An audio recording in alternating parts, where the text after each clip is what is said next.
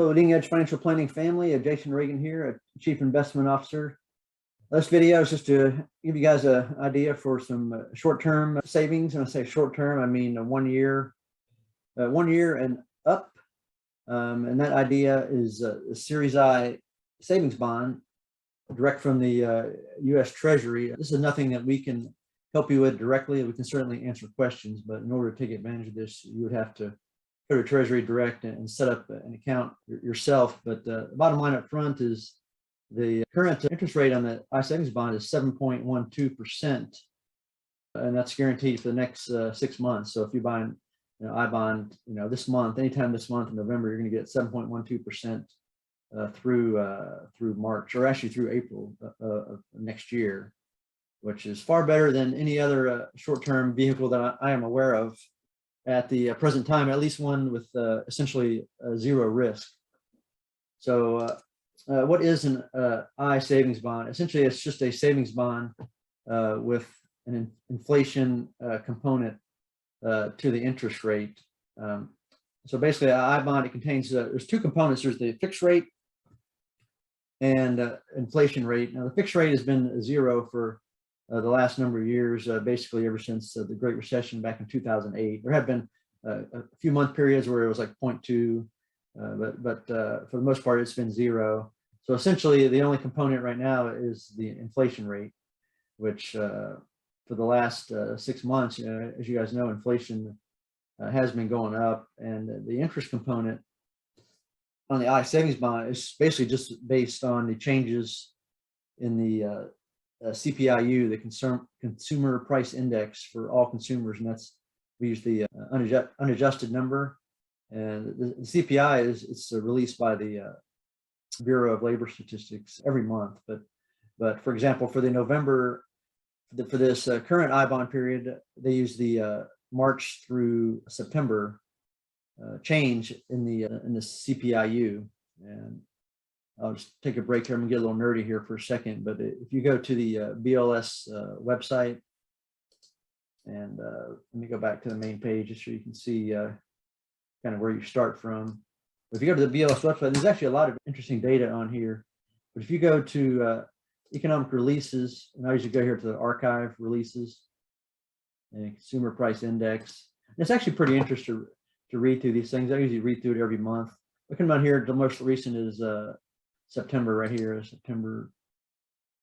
You can go here and read through it, and you can see like the headline figure is 5.4% right here. So that's all items. So basically, if your money's been sitting in a checking account the last year, you've essentially achieved a real yield of minus 5.4%, which is why right now you really do not want to have a lot of money just sitting in a checking account or a savings account if you can avoid it. But another interesting figure here is the used cars and trucks. You see 24.4% change year over year. So probably tells you it's not a great time to be buying a used car.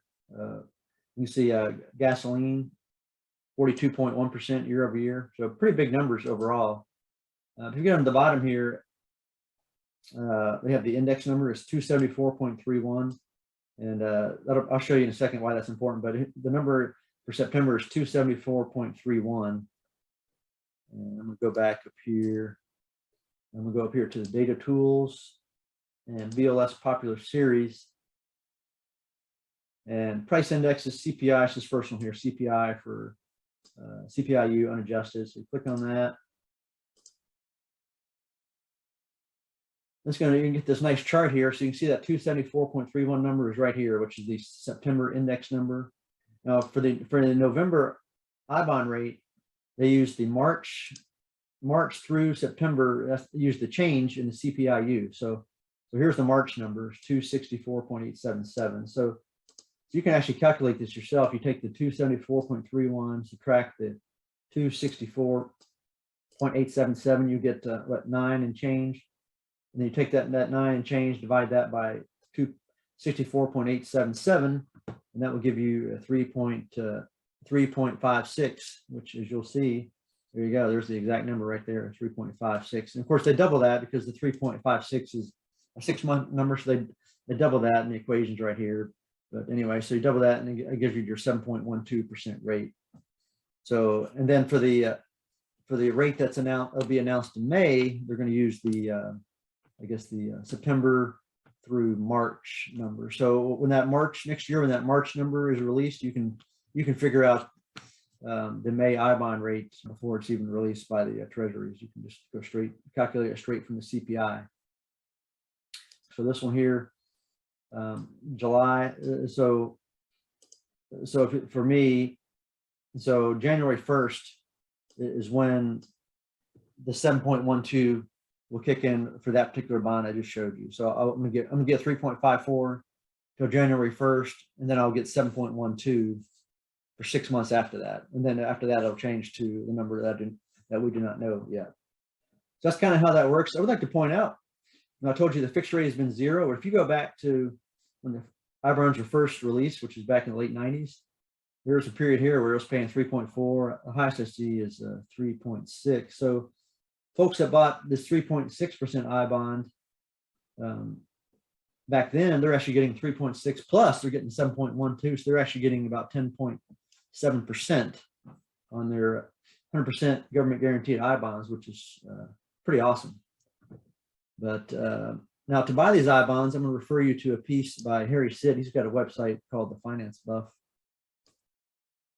And he's got a great piece on how to buy I-bonds. And he's definitely an I-bond expert. But so I would recommend just going to this page here. And if you Google The Finance Buff, how to buy I-bonds, this page, it'll take you right to this page. So it goes through step by step all about I-bonds and how to purchase them.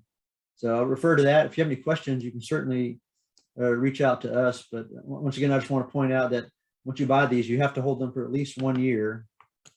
Just remember the trick I told you. If you buy it towards the end of the month, it's really closer to an 11-month holding period. But be sure you don't wait till like the last day of the month, because sometimes it'll take a couple of days for the purchase to go through. So like maybe like I wouldn't wait till much past like the 25th or so of the month to actually initiate the purchase of these I-bonds. So after 1 year, you can redeem them. However, there is a penalty of 3 months of interest. And then once you hit 5 years, once you've held them 5 years, that penalty goes away. But even if you hold it 1 year and take the 3-month penalty, it's still a great deal to get these I-bonds, in my opinion. So, and the problem with the I-bonds is that if you have a lot of money, practically they're not that practical, because you can only buy 10,000 per year per person. But if you work at it and build them up over a number of years, you can build up a fairly good position. Like right now, for husband, and a wife, you could buy 20,000 right now, and then in January you can buy another 20,000. So in just a short period of time, you've already got 40,000 in these I-bonds, and they're a great spot for emergency saving. That's actually what I use them for. I use the I-bonds as my emergency savings. So I just leave them there, and if I ever need them, I can redeem them anytime, and I'm going to make a good, or at least an inflation protected rate on the I-bonds. So if you have any questions, give us a call. Have a great day.